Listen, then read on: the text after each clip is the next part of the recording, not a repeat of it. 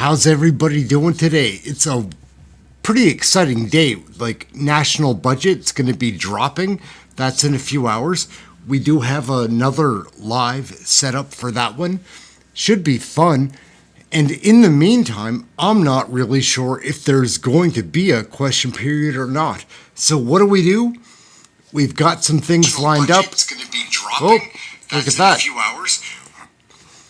So we're going to start out with this and just kind of ease into if there's going to be a question period or not. I've got something pretty fun to watch here. ETV News Trendline with Michael Stittle and Nick Nanos. Conservative premiers in general would rather complain and attack and mislead Canadians for narrow political gain because of both an ideological objection, apparently, to fighting climate change, but also to an unwillingness to recognize that we are putting more money in people's pockets with rebate checks that Pierre Poilievre wants to take away from Canadians. Well, there you go. What do you make of that, Nick? I'd put on a thick Scottish brogue with a Scottish accent, like a wee bit testy, don't you think? The Prime Minister is like, obviously they're getting under his skin. Mm-hmm. Anyways, but the thing is a couple things. So, it's fair game for him to take on the premiers. He's trying to categorize them all as conservative, but I would like to point out, and I think as part of our, why don't we call it live fact-checking process, Wab Kinew, the Premier of Manitoba, last time I checked, I don't think he's a conservative. He's a New Democrat.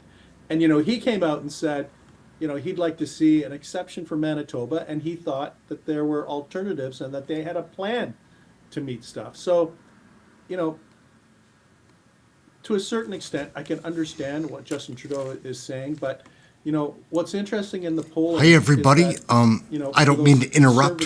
Hello Rocco, it's been a while. How are you? Want to look at other things. Kirk, obviously. Patty, what's up? Something that has come through in the poll. Serena, good to see you. Mike Tremblay, good day, sir. Carbon tax. M, how are you? Always nice. I see you in the comments all the time. And that's Great. Basically what these conservative Hey Sheila. and Wab Kinew are basically. Sheila's my partner. Putting in the window. Mr. Pickles, what's up, Paul?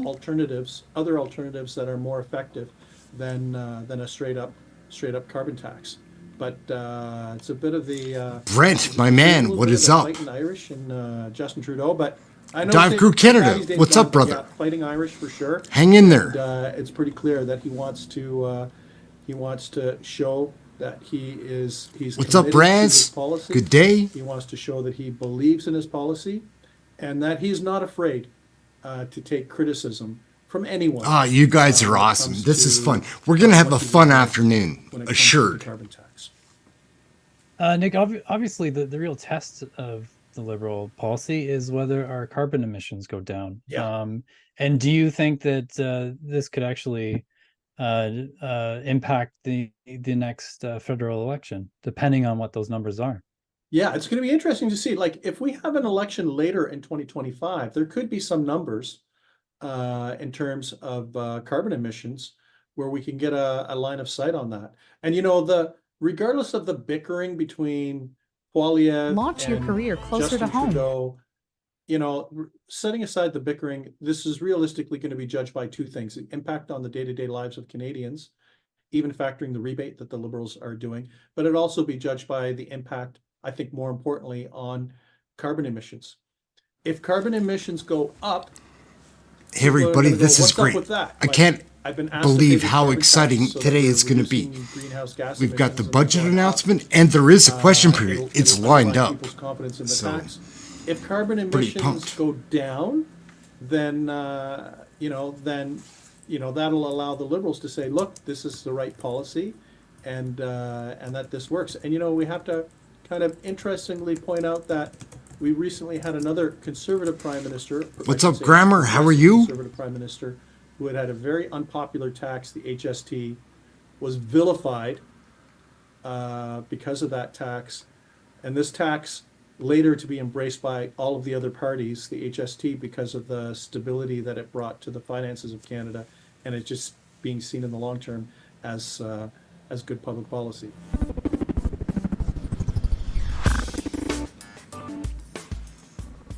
All right, gang, we're going to flip into something different now, and it is question period. These are the statements they give before question period, so we've probably got 10 minutes of that. Yeah. Get those likes going. We're looking to try to build an audience. I think it helps when people do the likes. If you're enjoying the show. So we're going straight into this. I believe is what we're doing. We celebrated that history and friendship when we gathered at the Monument Amicitia France-Canada at the Beechwood National Cemetery on April 11th. Canada and France remain strong partners who share many priorities, such as climate change, the Francophonie, innovation, and countless other priorities. I would like to thank the entire French delegation for this wonderful and productive visit. Thank you. The Honourable Member from Kelowna Lake Country. Mr. Speaker, today I would like to commemorate a dear friend, Shel Sandine. Shel passed away on March 23, 2024 at 91 years old and was predeceased by his wife, Hazel. He retired as an air traffic controller in 1988, also worked in construction and was an avid traveler. Shel is survived by his nieces, nephews, and many other relatives in Canada and Sweden. Shel gave back in many ways, supporting local fundraisers and helping people who needed a hand, like driving friends to appointments. Shel had a great memory, was a wonderful storyteller, and What's loved up, Leroy? politics. Good day, He would sir. start a conversation by saying, "I put out signs for Diefenbaker." Shel was the head sign guy on campaigns for all levels of government locally. His wooden sign design has been duplicated all over Western Canada. In politics, he was always the first to volunteer, mentor others, and was a serious campaigner. My family, Larry, Daniel, and I send our deepest condolences to the Sundin family. We love you, and we'll miss you, Shel. The Honourable Member from Davenport.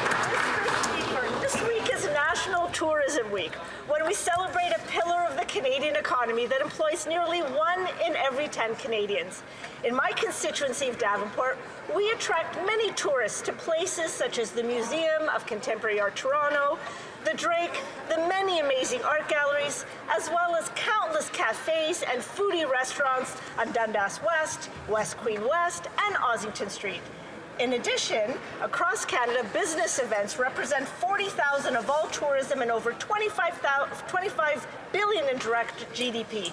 That's why our federal government has invested $50 million in the International Convention Attraction Fund through Destination Canada, poised to inject another $170 million into our economy. This demonstrates our federal government's commitment to economic growth, job creation, and it positions Canada as a global hub for business excellence and innovation. What's up, True Blue? How are you? Tourism truly brings people together. Thank you, Mr. Speaker.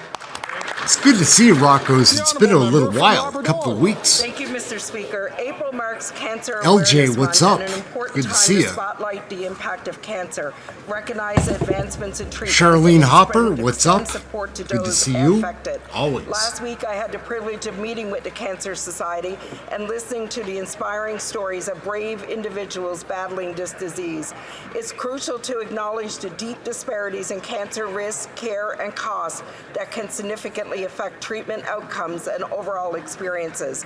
The Canadian Cancer Society is tirelessly working to bridge these gaps, striving to improve healthcare outcomes for the 2 in 5 Canadians who will receive a cancer diagnosis in their lifetime.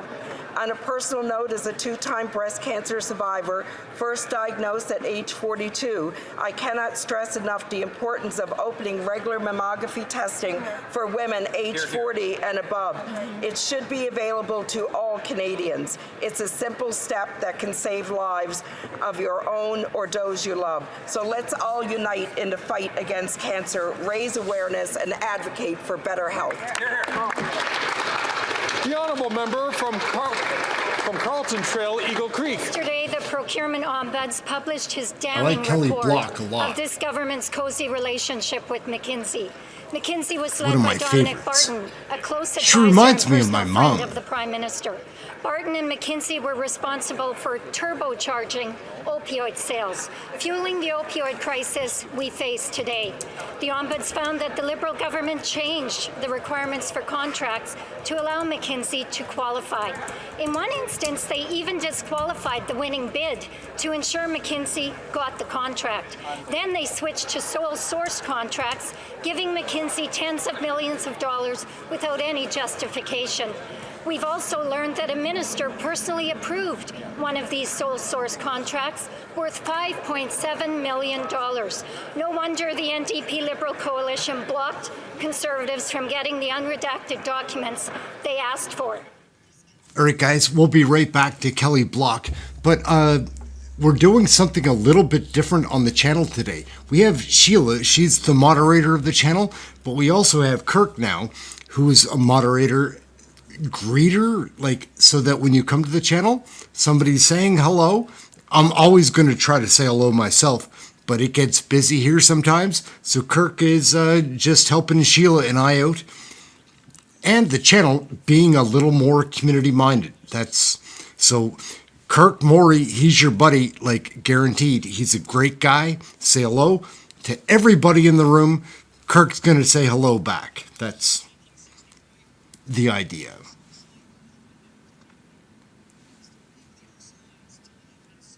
And kindness.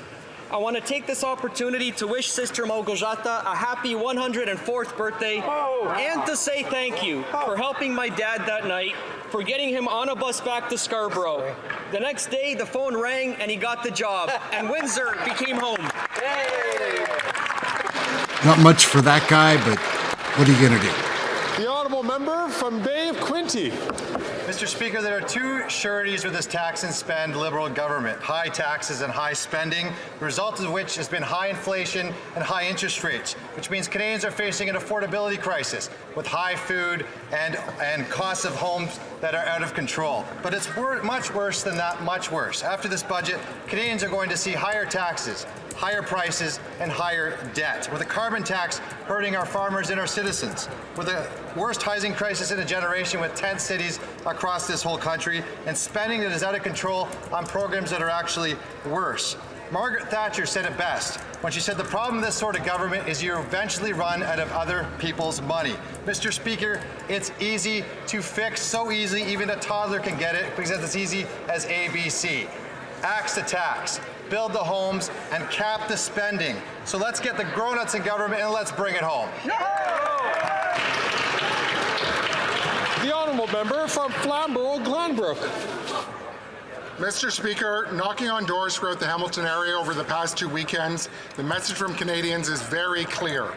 Life is unaffordable, mortgage payments and rents are through the roof, and an entire generation has given up on home ownership.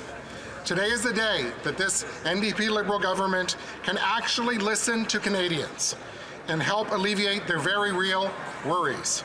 That's why in today's budget, Common Sense Conservatives are calling on this NDP Liberal government to help Canadians survive. Stop doubling the housing costs. Stop taxing our farmers and food. Stop the inflationary deficits that are driving up interest rates. Stop endangering our social programs and jobs with more and more debt. This Prime Minister is not worth the cost.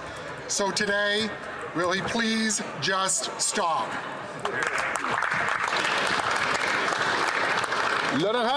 The Honourable Member for Vimy. Thank you, Mr. Speaker. Honourable members, as we launch National Tourism Week, let's reflect on the tremendous economic value that tourism brings to Canada. The tourism sector accounts for 1 in every 10 jobs in Canada. 4 in every 10 jobs in tourism are in rural areas. Also, Canada's tourism sector supports 623,000 jobs and 232,000 businesses. The best is yet to come. Just this year, we launched the Ministerial Tourism Council, announced the International Convention Attraction Fund, estimated to attract $170 million to Canada's economy, and unveiled the Indigenous Tourism Fund, the largest investment in Indigenous tourism in the country's history. Célébrons le potentiel. Let's celebrate the potential and resilience of Canada's tourism businesses, especially as they continue to rise to new heights. The honourable member from Vancouver East. As of March 23, 2024, the Safeguarding National Security Bill in Hong Kong has passed, escalating arbitrary arrests, detentions, and imprisonment for Hong Kongers who protested the implementation of the national security law in 2020. The Liberals say they stand with Hong Kong, yet IRCC's processing time for the Hong Kong Lifeboat scheme went from 6 months to 21. Hong Kong Link reports that over 8,000 applications are stuck, and while people wait, their work permit and study permits are expiring. Hey Bonnie, what's up? How are you? Jobs, healthcare coverage, and access to education for their children. Ken Allen, how are you? Processing Welcome of to these the chat. applications need to continue. To help cut the red tape and expedite processing, I'm calling on the government to automatically renew temporary permits of PR applicants from Hong Kong and to eliminate duplication for criminal record checks. Canada must prevent human rights defenders and pro-democracy activists seeking safety from being forced to return to Hong Kong. Here, here. The Honourable Member for Saint-Jean. 100 days. Some 500 employees at military bases across Canada have been on strike for almost 100 days.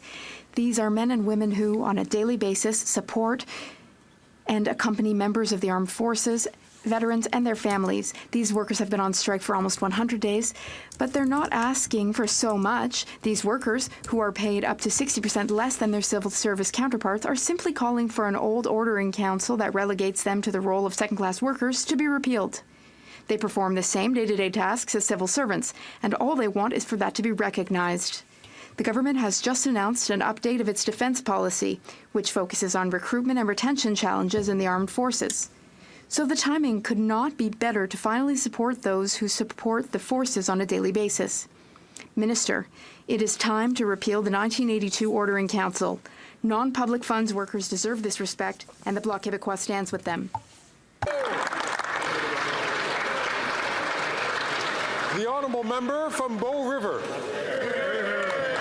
Today, the NDP Liberal government will table another inflammatory budget that will be inflationary, that will punish working Canadians by increasing taxes and drive the cost of living even higher.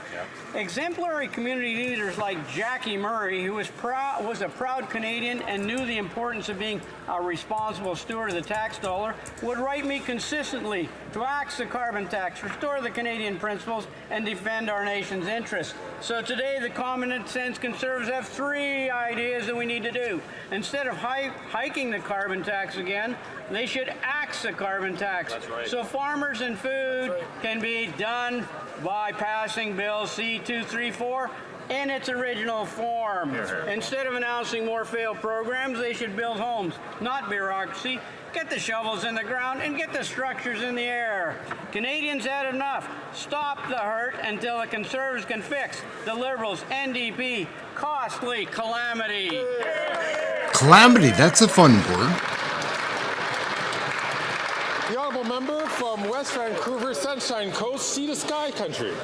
Mr. Speaker, from breathtaking natural beauty, unique Indigenous cultures, epic outdoor recreation, lively festivals, and delicious foods, Canada has what the world wants to experience.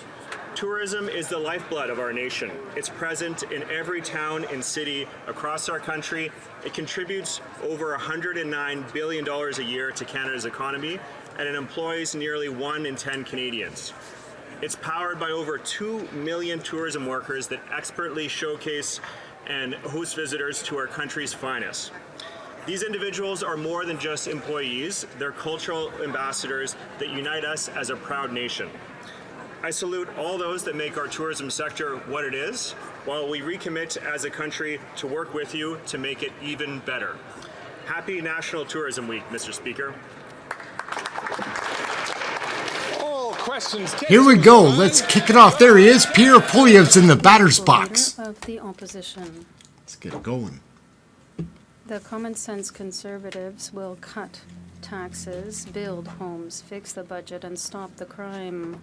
However, this Prime Minister is not worth the cost. After 8 years, he spent huge sums of money with huge deficits and tax increases and thought that somebody else would pay, but he's not this millionaire Prime Minister or his friends who will pay. It's always the welders, single mothers, seniors who will have to deal with the increased cost of groceries and the doubling in the cost of housing. The Honourable Minister of Immigration, Mr. Speaker, what Canadians heard is a leader who doesn't have a vision, no ambition, and no plan. On this side of the House, we understand that Canadians understand that a country with ambition is a country that invests. It's a country that invests in more jobs, that invests in building more housing, that has more growth, Mr. Speaker. On this side of the House, we will continue to focus, to fight for Canadians every day, while the Conservatives will invite a new slogan today, Mr. Speaker. The Honourable Leader of the Opposition. His ambition is to replace his boss. And he's not the only one. He's not alone. He wants to fire this Prime Minister who is not worth the cost after 8 years. Results speak for themselves. He doubled the cost of housing, increased the cost of groceries, and now he's doubled the national debt. The results are poverty and exorbitant prices for Canadians. Why another $40 billion? Why will another $40 billion change the results today? The Honourable Minister of Innovation, Mr. Speaker, the only ambition on this side of the House is to work every day for Canadians, and that is exactly what we've done for the past 8 years. While the Conservative leader is inventing a new slogan every week, Canadians know full well that slogans don't build homes. Slogans don't build growth, Mr. Speaker. Slogans don't create jobs. They've been there for 8 years, Mr. Speaker. When's the last time that the Conservatives created a single job in this country? On this side of the House, we're going to fight every day for Canadians. We're going to present a responsible budget, and we will continue to ensure growth for this country, Mr. Speaker. The Honourable Leader of the Opposition. While common sense Conservatives will axe the tax, build the homes, fix the budget, and stop the crime after 8 years, this Prime Minister is not worth the cost. The results are in. He told us that if he massively increased debts and taxes, that someone else would pay for it. But of course, the Millionaire Trust Fund Prime Minister and his billionaire friends who invite him to private islands never pay a dime. It's always seniors, small businesses, better volume, single mothers. Why would it be any different this time? The Honourable President of the Treasury Board. Mr. Speaker, in this budget, like all others, we will take into account the economic context as well as the needs of Canadians. That means for millennials and Gen Z as well, we will unlock supply in housing. We will ensure there are supports for renters.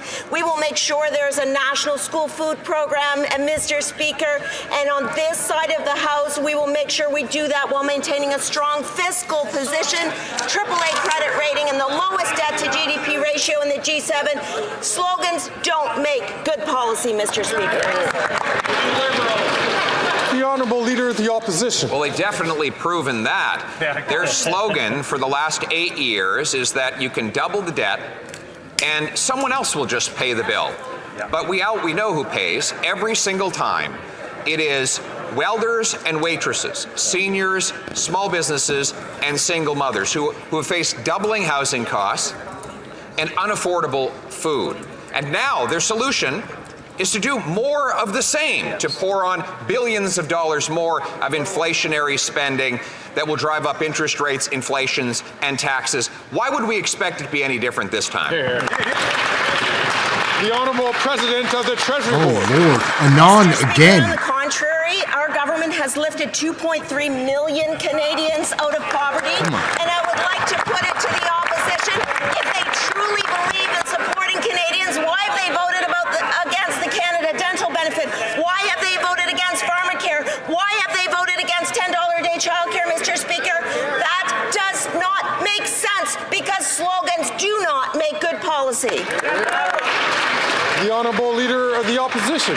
Except everything she just listed are slogans on which they have not delivered.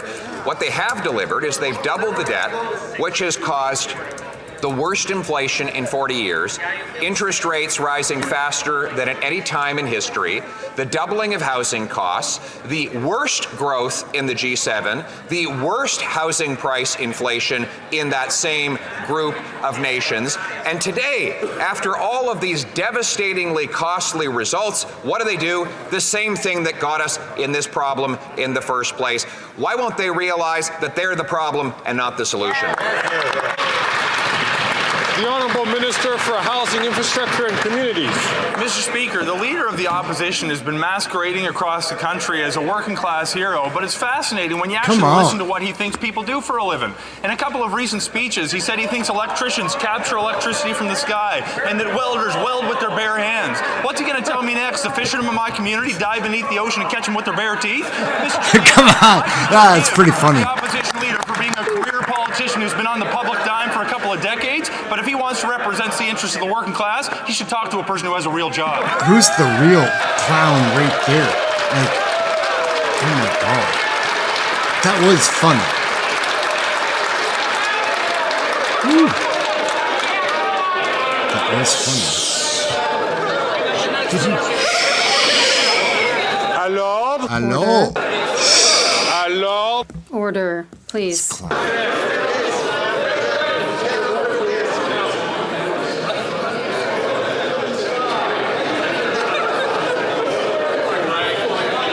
Oh my God, Speaker, come on. Order, please.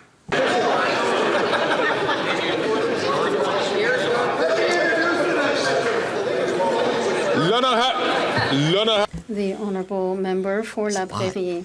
It's going to be a long afternoon, guys. Quebecers have been cheated by this government since 2019 when it comes to housing. We represent 22% of the population. We got only 14% of the money, and only 6% of that was for affordable housing. Despite all this, the Minister of Housing is giving lessons out today.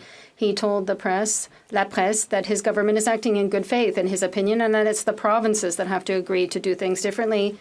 It's the federal government that has to do things differently. It must stop fleecing Quebecers. Will it pay our fair share of housing funds immediately instead of giving out lessons? The Honourable Minister of Housing, Infrastructure and Communities. The Bloc Québécois is not defining policies on housing in Quebec. We have a good relationship with our counterparts in Quebec to build housing. For example, we are making investments to build 8,000 affordable housing units. The overall programs, show that it's clear that we are ensuring that Quebec is getting its fair share. We will continue our work in building homes in Quebec and across the country. The Honourable Member for La Prairie, you have to do that, give lessons. It was this government that made the current housing crisis worse. It lost control of immigration and didn't pay Quebec its fair share for housing. That same government, incidentally, gave us ArriveCan. It can't print passports. It can't pay its own employees with Phoenix. You can't make this stuff up. These gifted people are telling the provinces to act in good faith and do things differently. Does the government understand that the only thing that needs to be done differently is for these gifted people to mind their own business and stop trying to manage Quebec's housing money? The Honourable Minister of Transport. Mr. Speaker, we are Quebecers, and when we're talking about housing, they're saying, mind your own business. Well, when we stand up and we talk about ensuring that our kids are not going to school hungry, they say no. But when the Prime Minister of a foreign country comes here from another continent and he tells us, well, we have to listen to them. Well, Mr. Speaker, they'd be good to listen to them because Quebecers are standing up for Quebecers and Canada, and we will always do this. The Honourable Member for Rosemount Petite Patrie. Mr. Speaker, Canada's large corporations are highly profitable and among the least taxed in the world, a big gift from the Conservatives that the Liberals have maintained. In the U.S., President Biden has understood that it's unfair to workers, and he's going to make companies pay what they owe. Here, the Liberals are hesitating, treading water, beating around the bush, and we fear they won't have the courage to do the right thing. Mr. Speaker, I beg you, tell me, Andy, am I wrong? what's up? How are you? The Honourable Minister of Innovation. Mr. Speaker, he is wrong. That's the simple answer, Mr. Speaker. There's some problems with memory, Mr. Speaker. We have an agreement with NDP colleagues. The Conservatives were opposed. We know that the best way to ensure stability in the country, to ensure affordability, is to have more competition. There's more choice with more competition. There's better prices, Mr. Speaker. We will continue to fight every day to ensure the quality of life of Canadians. The Honourable Member from Victoria.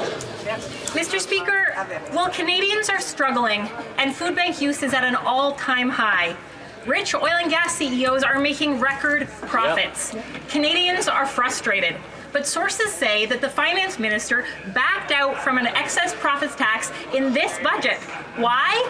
Because oil and gas lobbyists asked her to. Yeah. Just like the Conservatives, the Liberals keep caving to big oil and gas. Why do the Liberals keep protecting the profits of big oil and gas instead of everyday Canadians? Yeah. The Honourable Minister for Natural Resources and Energy. Thank you, Mr. Speaker. I would point out Canada is the first and the only G20 country to have eliminated inefficient fossil fuel subsidies. We have introduced a tax on share buybacks across the economy to tackle exactly excess profits. Canada is putting into place the first and only in the world oil and gas emissions cap to hold the industry accountable for their own commitments. On the other hand, the Conservative leader has pledged to his oil and gas CEO donors to make pollution free again. We know who's in the pockets of oil and gas. It's that party over there.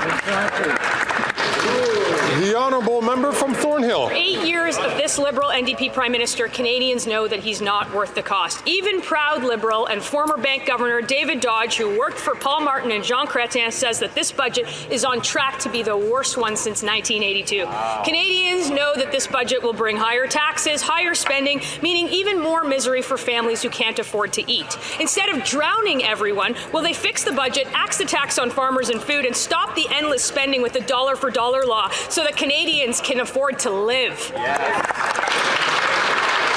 The Honourable President of the Treasury Board.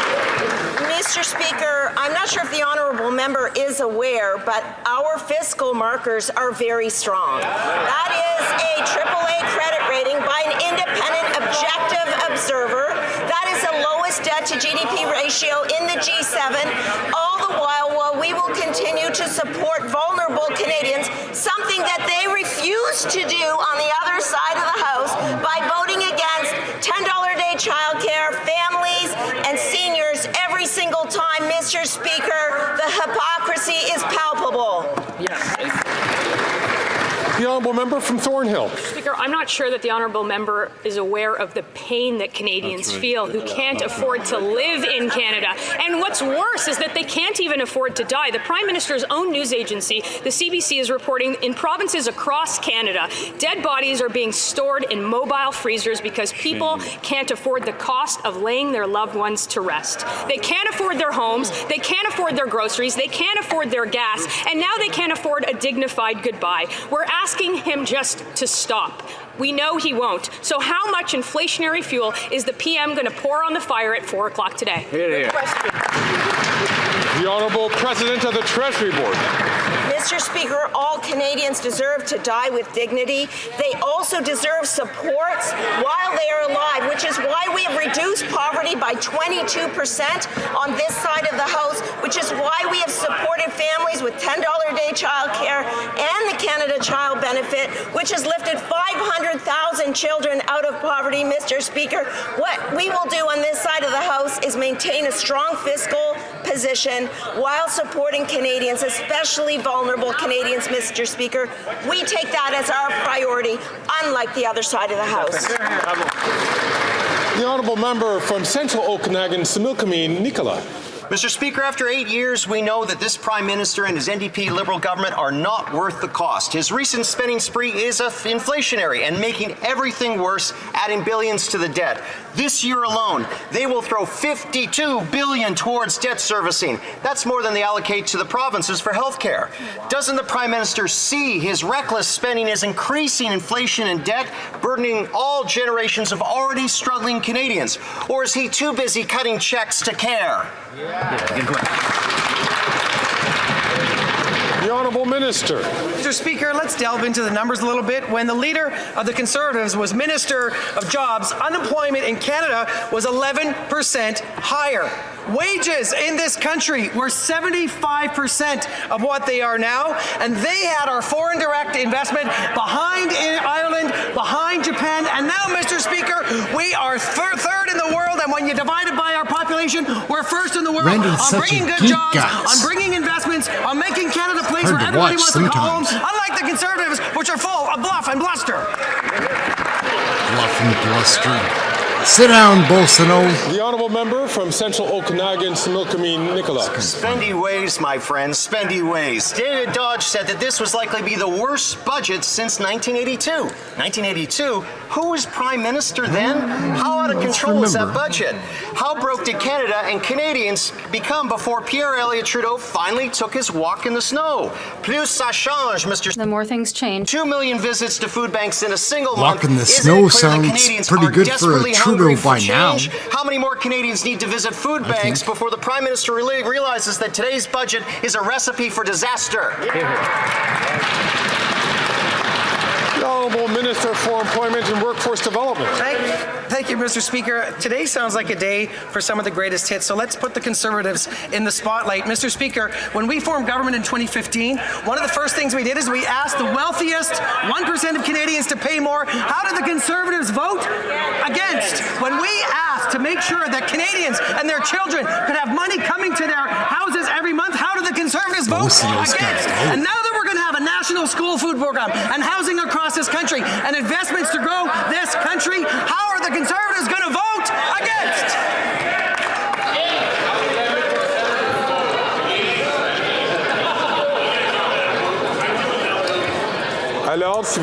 Order, please. Certain. I'm convinced that all members would like to hear the question by the honourable member for Charlebourg, Haute-Saint-Charles. Mr. Speaker, in order to bring inflation down and allow the Bank of Canada to lower interest rates, there aren't 36 solutions. You have to cap spending by applying the dollar for dollar rule. Want to spend $1? Save $1 somewhere else. It's simple. It's how everybody manages their budget at home. And that's how all government ministers should manage their departments. Is the Prime Minister going to cap spending to keep inflation and interest rates down in his budget that he's going to table shortly? The Honourable Minister of Public Services, Public Procurement.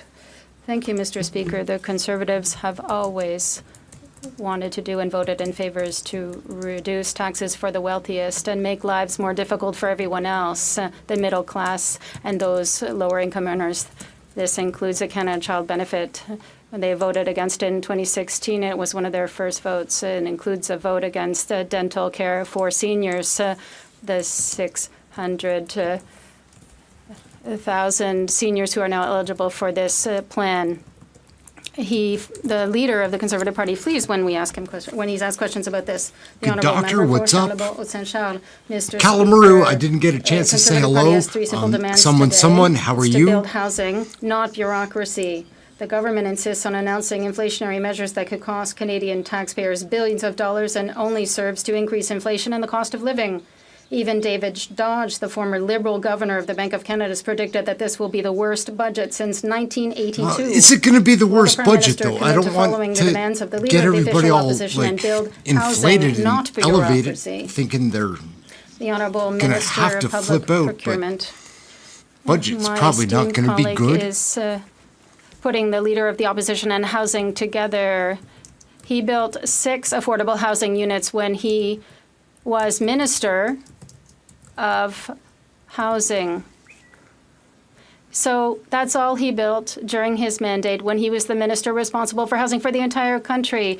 In my colleague's own writing, if I can say, there's only 12 affordable housing units that were built.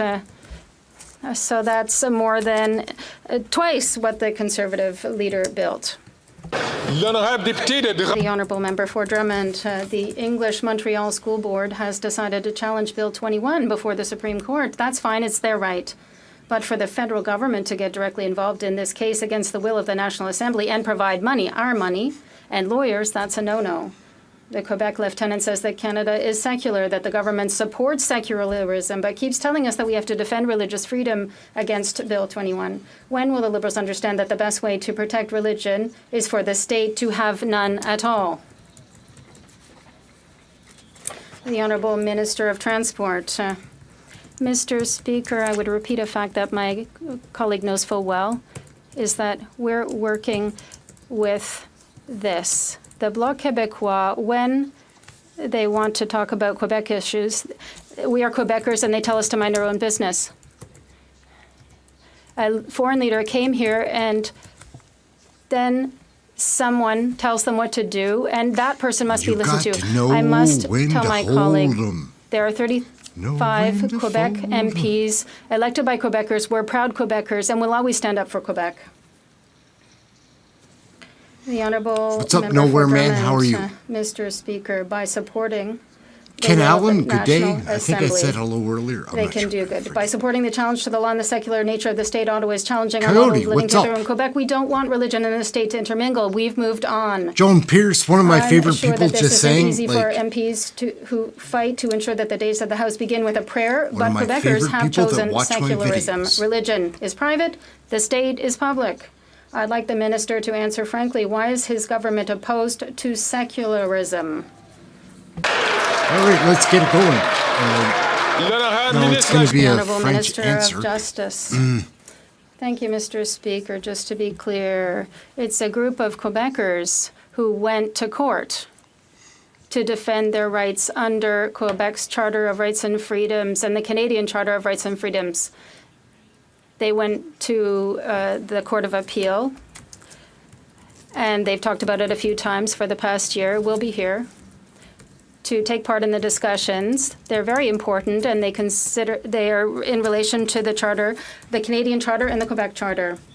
The Honourable Member for Drummond, Mr. Speaker, this is a parliament where we hear God save the King for the head of the Anglican Church, in a parliament where elected representatives pray every day, not at home, which would be their strictest right. But here in this House, we have a government that wants to change the election date for Diwali, a religious holiday, and they're going to tell us that Canada supports secularism. That is so important. Honestly, will the minister admit that if he wants to challenge Bill 21, it's simply because he's against secularism? The Honourable Minister of Justice and Attorney General of Canada. Mr. Speaker, we are firmly committed to taking part in these important discussions that have huge repercussions for all Canadians. These are questions that concern the Canadian Charter and the Quebec Charter, as we have indicated on a number of occasions. We have serious concerns with regard to the preventive use of the notwithstanding clause of Section 33 of the Charter. So we need to ensure this. Thank you. Member from Lambton, Kent, Middlesex. Here we go. Years, this NDP Liberal government is not worth the cost. But let's hear from some rural residents. Judy from Arkona writes, the carbon tax is killing us. And Scott from Tupperville says, as a senior, I'm finding it hard to cope. And Walter from Very Allenton much writes, girl next I have door not even quality received about a this carbon lady. rebate. So in his broken promise budget being set to be delivered at 4 p.m. today, will the Prime Minister finally axe the tax on farmers, make food cheaper for Canadians, and pass Bill C-234 in its original form? The Honourable Minister. I'm taking the time now, guys, to let everybody know that I am doing the budget live at 4 p.m., 5 p.m., whatever. It's an hour and 15 minutes from now.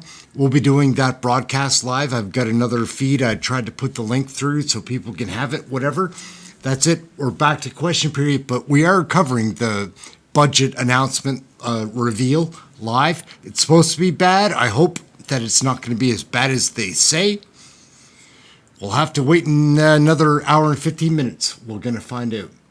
So, back to the show. Thank you, Mr. Speaker. And I'd really like to ask the Conservatives, they don't have to wait till 4 o'clock. They could pass the fall economic statement because, Mr. Speaker, that is having an impediment on what rural top-up is going. So in my riding, that would mean $1,430 to go every year to a family of 4. All across the country in Alberta, it would mean $2,160. I wish they'd pass the feds. Then they would truly be helping rural Canadians and rural families. Here.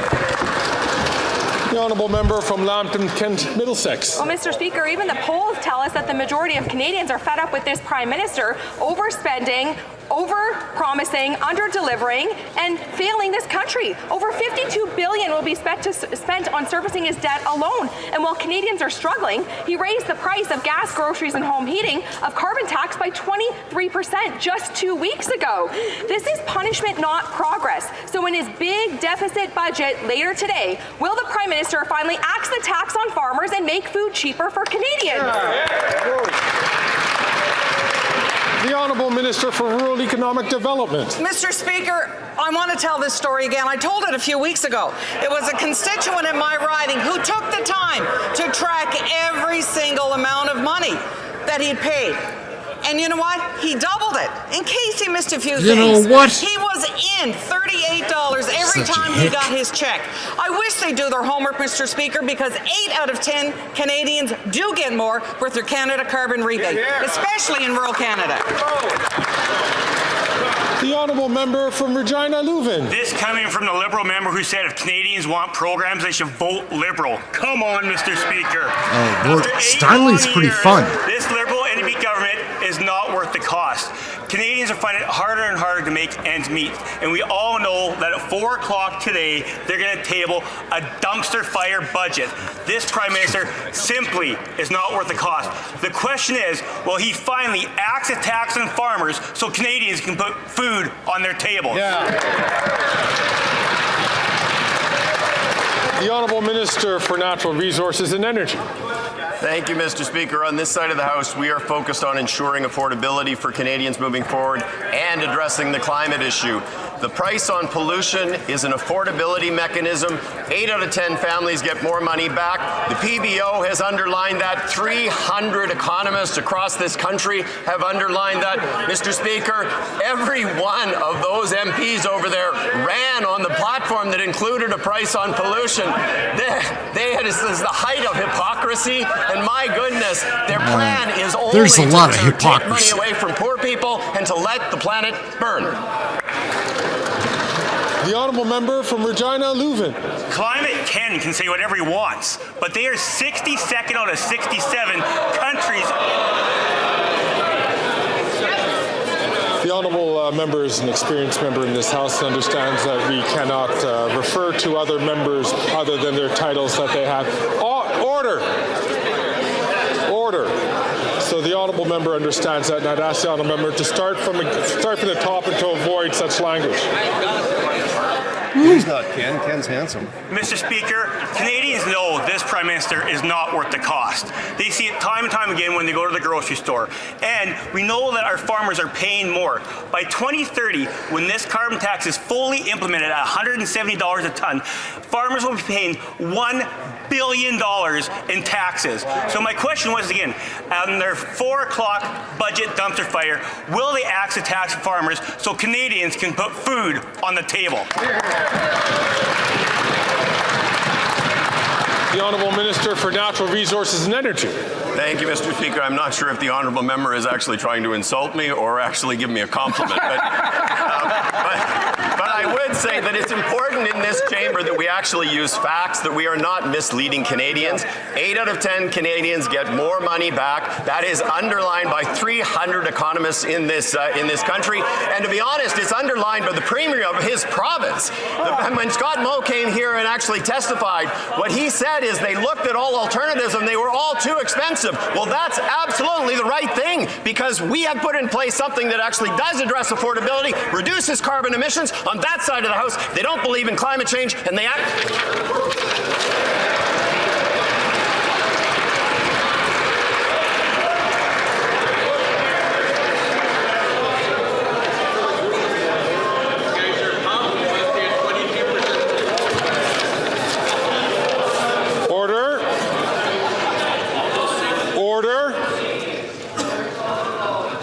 The honourable member from Hamilton Centre.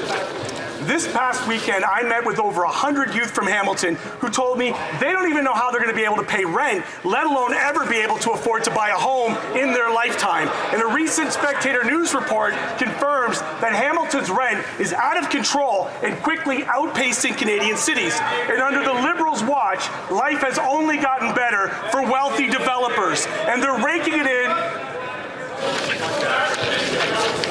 The honourable member from Hamilton Centre, usually I can hear quite well. I'm having difficulty hearing him today. I'm going to ask all honourable members, in particular the member from Prince George, Peace River, Northern Rockies, please to only take the microphone when he's take the floor when he's recognized by the Speaker. I'm going to ask the honourable, give the honourable member 20 seconds to finish his question. The honourable member. Greg Fergus wants to be involved. Life has only gotten better for big money developers, and they're raking it in while the rents double for Canadians. So why are the Liberals refusing to take on corporate developers and failing to build non-market affordable housing now?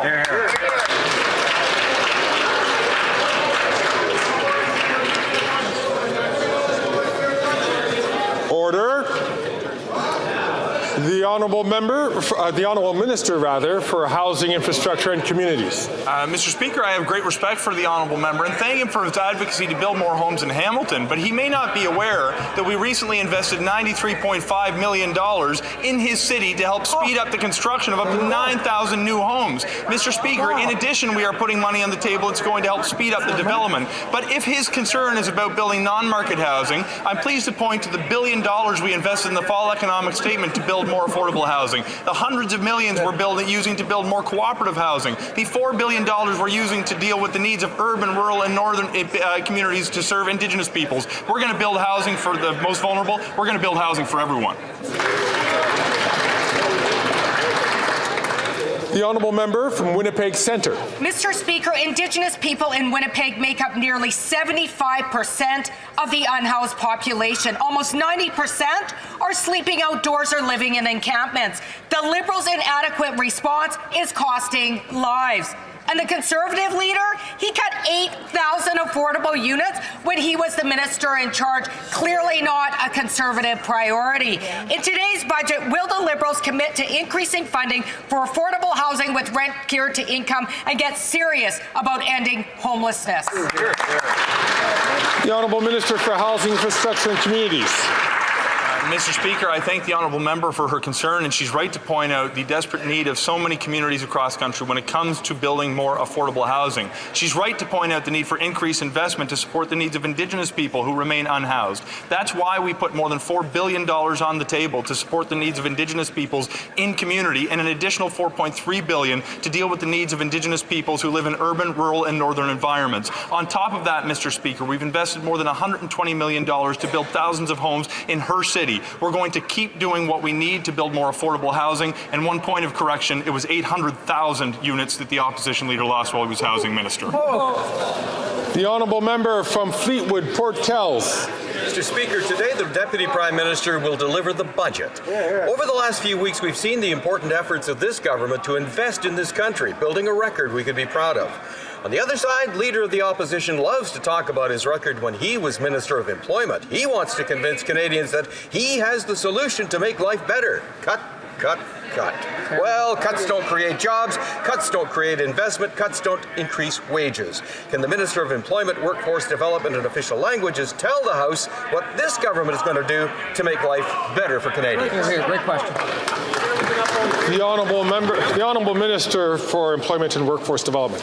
Thank you, Mr. Speaker, and I want to thank my colleague from Fleetwood Port, Kells, for his hard work. Since we took office in 2015, Mr. Speaker, wages are up, employment is up, and foreign direct investment is up. We are investing in Canadians, in the economy, creating great jobs and growth for the whole country. When the leader of the opposition was Minister of Employment, wages were lower, employment was lower, foreign investment was lower. While we're fighting for fairness for every generation, his record is clear, and there's one thing that'll be up if he ever takes over: cuts, cuts, and more cuts. The Honourable Member from King Vaughan. Mr. Speaker, after 8 years, it's clear this NDP Liberal government is not worth the cost. In Newfoundland and Labrador, there are 28 bodies in a freezer outside of a hospital because their families can't afford to bury them. This sounds like a Netflix horror movie, but sadly, it is the nightmare of this Prime Minister's out-of-control spending. Conservatives demand him to stop the outrageous spending and make life affordable. Will they listen and give Canadians the ability to bury their loved ones? The Honourable Minister for Rural Economic Development. Mr. Speaker, we know it's challenging time for many, many people. That's why we've been there all along, Mr. Speaker. We've been there with the child care benefit. We've been there with the increased OIS and GIS. We're now there with a dental program that's rolling out to help people. We know we have our carbon rebate this year for people. We know it's challenging times. We'll be there for Canadians, and we always will be, Mr. Speaker. The Honourable Member from King Vaughan. The old song is, "Stop in the name of Canadians." 28 bodies in a freezer because families can't afford to bury their loved ones. Houses have doubled. Food bank usage is higher in history. Well, you know. Families are losing their homes. Enough. Today, the Liberals are announcing their budget. Will they show some compassion and ensure there's $1 of savings for every $1 of spending so Canadians can afford to live?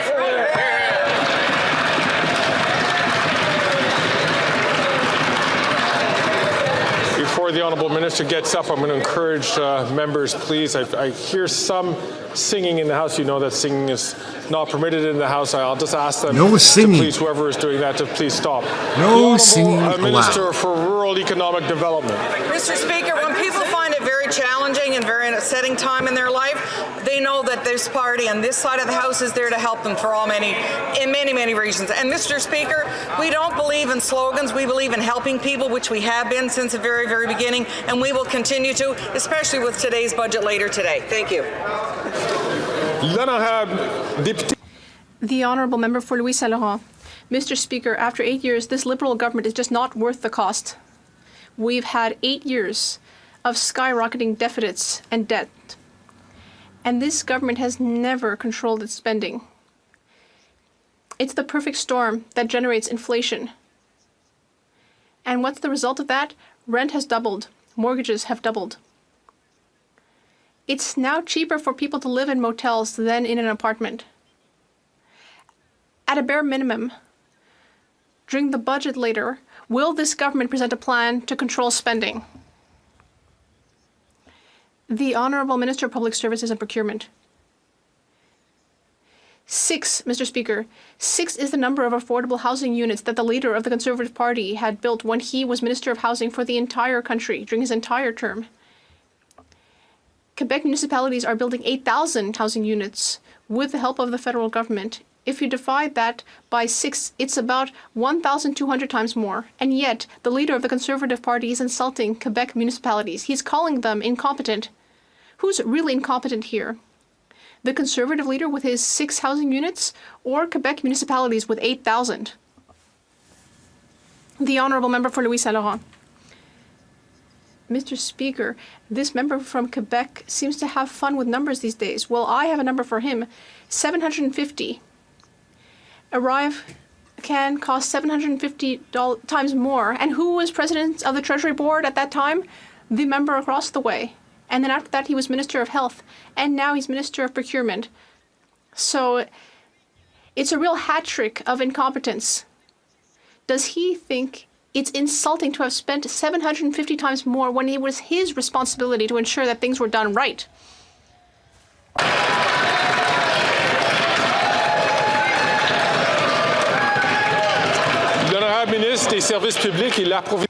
The Honourable Minister of Public Services and Procurement. Insulting is indeed the key word here. Insulting Quebec municipalities by calling them incompetent. They are building 8,000 affordable housing units with the federal and Quebec governments. Meanwhile, the insulting leader of the Conservative Party only managed to build 6 housing units, affordable housing units, throughout his entire term, throughout the entire country. There have been 66 in my colleague for Louis Saint-Laurent's riding alone. The Honourable Member for Saint-Hyacinthe-Bagotte. Mr. Speaker, Ottawa is getting involved in a new border fiasco. On May 13th, importers may hit a wall at the border at customs. Why? Because there will be a new application at the border called CARM for paying import duties. Last week, 19 organizations raised concerns that neither the CPSA nor businesses will be ready on time. Will Ottawa delay the implementation of this application until the Committee on International Trade finishes its study of the matter and comes up with recommendations? The Honourable Minister of Public Safety. Mr. Speaker, as my colleague knows very well, we always work with committees. We always collaborate with them, and I myself have met with the leader of the CPSA. We met yesterday on this matter. I have full confidence in the agency, which is fully aware of the circumstances surrounding this application, and I have full confidence that it will be handled correctly. The Honourable Member. Well, it's all very well to talk about full trust, but there's a precedent here for Ottawa's failures on big IT systems. We all know Phoenix. 8 years later, the federal government still can't pay its employees property. And there's another precedent with CBSA, ArriveCan. Wow, how reassuring. So coming back to this CARM system, the agency did not provide the documents requested by the committee, so the committee cannot finish up its study. And no one seems to know what to do if the application crashes on May 13th. Will Ottawa do what it has to do, which is delay the start date? L'honorable ministre de la Sécurité publique. The Honourable Minister. Once again, Mr. Speaker, we have consulted and we will continue to consult exporters, importers. We understand their concerns. That is why I raised the question with the head of the CBSA, and I do not share the pessimism of my colleague from the Bloc. As my colleague, the Quebec Lieutenant, often says, they are experts on pessimism in the Bloc. I don't share that, and I think we will act correctly on this file. Member from Leeds Grenville, Thousand Islands, and Rideau Lakes. After 8 years of this NDP Liberal Prime Minister, it's clear he isn't worth the cost or the corruption, like his $60 million Arrive scam contractor, who's being hauled before the House of Commons tomorrow for refusing to answer committee questions about his role in this Prime Minister's latest multi-million-dollar scandal. Now, this contractor claims that he only did Google searches and sent LinkedIn direct messages. So what did this guy and his partner give to these Liberals in exchange for the multi-million dollars that they were paid? The Honourable Minister for Public Security. Mr. Speaker, just because my honourable friend continues to repeat something that he knows is not accurate doesn't make it so. He knows very well, Mr. Speaker, that there are a series of investigations that are being undertaken. The RCMP are seized with this matter. If the House, in its wisdom, decides to call people before the bar, that's entirely within the purview of the House. And Mr. Speaker, we've also said from the beginning that anybody who abused taxpayers' money should face the consequences, and that's exactly what will happen. The honourable member from Leeds, Grenville, Thousand Islands and Rideau Lakes. The minister gets up and says that something's not true. Well, point to the lie is what I would say to him, because we know that 75% of the contractors listed on this app did no actual work. We know that 2 guys working out of a basement were paid tens of millions of dollars but did no actual work. And we know that every step of the way, these Liberals have tried to cover it up, like that minister and everyone on the front bench and the right to the back voted against having the Auditor General investigate. The question is very simple. These yo-yos working out of a basement were paid tens of millions of dollars, did no actual work. What did they give these Liberals in exchange for that sweetheart deal?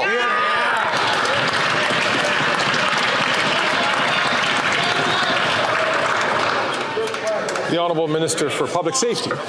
Again, Mr. Speaker, if our honourable friend wants me to point out the part of his question which he knows isn't accurate, it's the last sentence of the question. Oh, real short and simple there, LeBlanc. The time's The honourable happy member hour for almost. L'Érable. Well, speaking of this scandal, the ArriveCan scandal has reached unheard of levels in 100 years of Canadian history. Tomorrow, Christian Firth will appear at the bar of the House of Commons right here for protecting his friends within the Liberal government by refusing to give their names and lying. Just think about it. 2 guys working out of a basement with no specialized IT knowledge. They got $20 million for developing a digital application, ArriveCan. I would ask the minister responsible for these historic levels of corruption, I would ask him to get up and apologize for this scandal, which made his Liberal friends rich on the backs of Canadians. The Honourable Minister of Public Safety. Hey, Elena, Mr. what's Speaker, up? How are you? My colleague knows very well that there is an investigation underway. The House is bringing in someone to appear on this matter. That is completely appropriate. Within the responsibilities of the House of Commons, we accept that. And from the beginning, whether with the Auditor General, whether with the RCMP, whether with parliamentary committees, we have always accepted an in-depth review of this situation. And anyone who has taken advantage of taxpayer funds will pay the appropriate consequence. The Honourable Member for Châteauguay-Lacolle. Mr. Speaker, National Tourism Week celebrates a vital industry in Canada. It represents 1 out of 10 jobs and affects all regions. Like mine, Châteauguay-Lacolle, which will soon be called Châteauguay-les-Jardins and Napierville.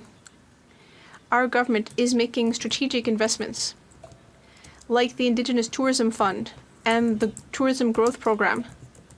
It's exactly the opposite of what the Conservatives would do. They always vote to cut these programs. Can the Minister of Tourism tell us about the importance of the tourism industry? The Honourable Minister of Tourism. Thank you, Mr. Speaker. As my colleague for Châteauguay-Lacolle said so eloquently, this industry generated almost $100 billion in 2023 and employs 2 million people throughout the country. Beyond the numbers, tourism is something we can be proud of. We can be proud of sharing places with 2.5 million visitors from throughout the world. And that is why I am very surprised that the Conservative Party voted against giving a job to the Bonhomme Carnaval. That's why on this side of the House, we will all be wishing Canadians Happy Tourism Week. It's rare that I hear the honourable member's voice carry so far. I'm going to ask him to please to make sure that he doesn't speak until he's recognised by the chair. Speak until spoke to, he said. From Brantford Brant. After 8 years, this Prime Minister is not worth the Awesome. cost. Just when you think this NDP Liberal government couldn't be more out of touch, they go ahead and nominate the CBSA as unsung heroes for the Arrive scam, recklessly spending 60 million taxpayer dollars and demonstrating some of the worst financial record-keeping we've ever seen is the opposite of innovative and effective procurement practices. The CBSA should be an example of how not to do government procurement. Why on earth would this government reward incompetence? Wow. The Honourable Minister for He'll Public be Safety. back, like wearing that very Mr. Speaker, dark my suit. honourable friend knows very well that we have instituted a series of changes in terms of the procurement process, Some kind both of at CBSA and horizontally across the Government of Canada. My colleague, the Minister of Public Services and Procurement, has spoken about the changes we've made in light of the recommendations, of course, of the Auditor General. We welcome other reviews, whether it's parliamentary committees. And in the case of ArriveCan, Mr. Speaker, as you know, the RCMP are looking into this matter, and as I said, anybody who abused taxpayers' money will properly face the consequences. Absolutely. The honourable member from Cumberland Colchester. Speaker, the costly NDP Liberal coalition have announced another poorly conceived federal idea. Their dental care debacle is failing Canadians.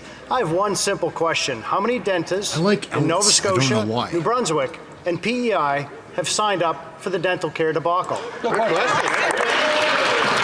Honourable Minister of Health. Well, it's great news, Mr. Speaker, because unlike the member opposite, we're working with dental providers and we're opening up a new portal, which means that in order to participate, all they have to do is accept that dental card and provide service. And the dentists that I'm talking to, as we work through these issues in the negotiation, are extremely excited to do what the member is not, which is to make sure that every Canadian from coast to coast to coast gets oral health care.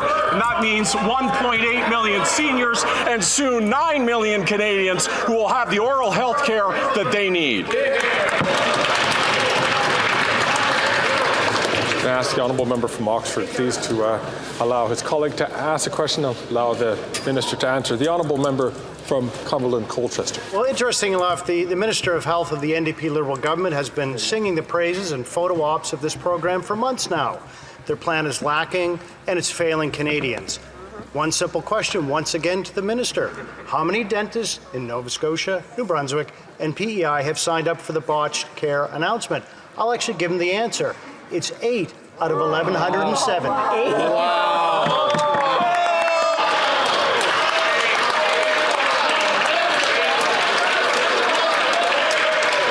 Did you hear that? The dentists won't even take their free money. The Honourable Minister it's of not Health. Free money, guys. Mr. Speaker, the member opposite 8 knows out that of we're opening a new 11,000. portal and that members don't have to sign up. That all that needs to happen is they bring their card and they participate in the program. But here's the truth, Mr. Speaker. Holland's full of shit, guys. I'll ask honourable members really to even not laugh out loudable, but like restrain themselves. I know it's budget day. You it's a big day. Yourself. The honourable minister has 20 seconds left on the clock. Mr. Speaker, the truth is that they don't want that 9 million Canadians who don't have dental care to get service. They don't want or believe that Canadians who don't have access to diabetes medication to get it. They don't want, Mr. Speaker, for women to be able to get access to universal contraception. So they push despair because they don't want people to hope for something better. Well, we're there to deliver something better. We're there.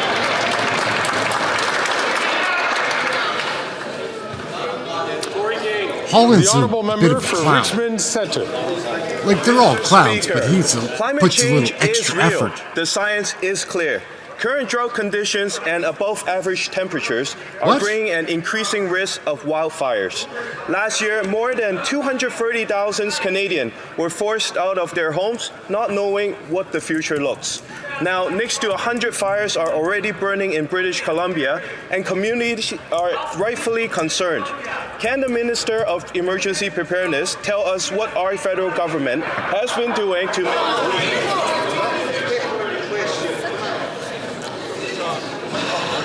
Informally, I did ask the honourable member from Mission-Maskey Fraser Valley, please, to allow the member from Richmond Hill to ask his question. I'm not give the honourable member from Richmond Hill 15 seconds to finish his question. The honourable member. Last year, more than 230,000 Canadians were forced out of their home not knowing what the future holds. Now, next to 100 fires are already burning in British Columbia, and communities are rightfully concerned. Can the Minister of Emergency Preparedness tell us what our government has been doing to make sure we will be there for British Columbians this summer?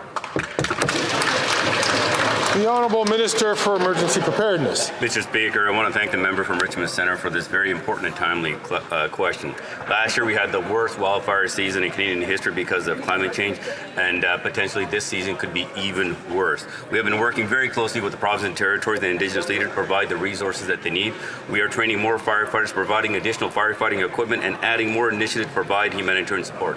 On this side of the House, we know the devastating impact that climate change is having on Canadians, and we will be there for them. Thank you. The Honourable Member for Port Moody, Coquitlam. Seniors are being kicked out of their homes because assisted living is now fodder for greedy developers and private equity firms. 90-year-olds are being put on the streets so that super rich CEOs can make a buck. The Liberals and the Conservatives let developers buy up affordable housing, and now they're letting them go after long-term care. A family whose father was kicked out of his home called this a death sentence. Will the government stop this in its tracks and use the budget to end greedy CEOs from evicting vulnerable seniors? The Honourable Minister for Housing, Infrastructure and Communities. Mr. Speaker, as we move down a path of increasing investments to build more affordable housing, we have to acknowledge the very real challenge that exists when affordable housing that is already in communities is snapped up to be for the purpose of renovating those who live in it. That's why we're moving forward with a Canadian First, a new acquisition fund that's going to help nonprofits buy up existing low-cost rentals so they can keep them affordable in perpetuity. This is a new direction that's going to help many thousands of Canadians not just find a place to call home, but to keep a place to call home that they can actually afford. Honourable Member from North Island Powell River. Mr. Speaker, in the past 2 years, there's been a 50% increase in denied claims for veterans seeking disability benefits. This is shameful. They served our country, risking their lives and safety in the process, yet the Liberals keep turning their backs on them, just like the Conservatives did for years before. This is an issue of respect and livelihood. Many veterans are struggling and they rely on these benefits to make ends meet. Do the Liberals plan on fixing this, or will they keep denying veterans their dignity? Hear, hear. The Honourable Minister for Veterans Affairs. Mr. Speaker, I'd like to take a moment to thank my colleague for important work on the Veterans Affairs Committee. Mr. Speaker, our government has always been there for veterans and will continue to be there. Since 2015, we've invested more than $11 billion in additional funding to support veterans and their families. We've also, in contrast to the Conservative Party of Canada, when they closed the Veterans Affairs Office on this side of the House, we opened them immediately because we recognize that they provided direct services to victims, to veterans. Mr. Speaker, we will always be there to help support our veterans in their time of need and their family. Thank you. And as such, it comes to an end of question period. Well. But I would like to bring to the attention Let's see of what he has to honourable say members. It's a great privilege for me to draw to the attention of honourable members in the presence of the gallery of Cindy Woodhouse Nipanak, National Chief of the Assembly of First Nations. So, what am I going to do now? I think we're going to wrap this one up and get ready for the next one. Executive decision right now. So, yeah, gang, that's the plan. We're going to wrap this up. That was fun, but we are very curious to see the parliamentary budget come out. So what we're going to do, so I'm going to split for like 15, maybe 20 minutes. I'll be back online with the and I'll have some pieces to lead into that that are pretty fun, I think. So that's the plan.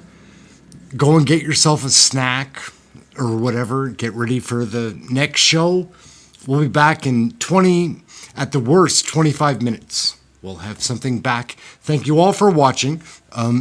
Let's not forget to close the last poll so people can see at least the results. And it's so much fun. It's working so well. I see an improvement already in my own little channel. It's exciting.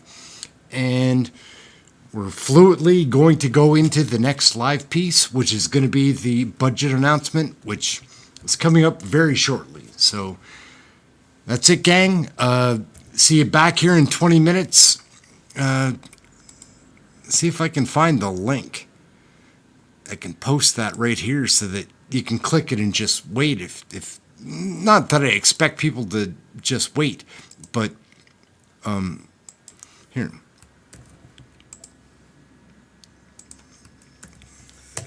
That is the link right there. I just put it through.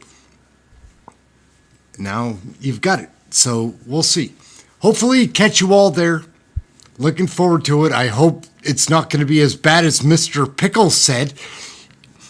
I can't even say on here what Mr. Pickles said I'm going to have to do to be able to get by. I kind of trust Mr. Pickles, but I hope he's wrong on this one. Anyways, Ehren, Question Period Canada. It's been a fun afternoon. It's going to get more interesting into the evening. Let's go. We'll check you out at the next video. Thank you all so much for watching. To any of the new viewers, we're trying to make a community here, like where people want to hang out and do the same thing together. If you don't fit in with this group, get lost. Like, we're not going to change. We're people that want change and have our eye on that prize. That's it. We've got a good thing happening here. It's amazing. All the people that I see in my chat, at least. I love you guys. You guys are amazing. Back in 20 minutes with the next video. Ehren, Question Period.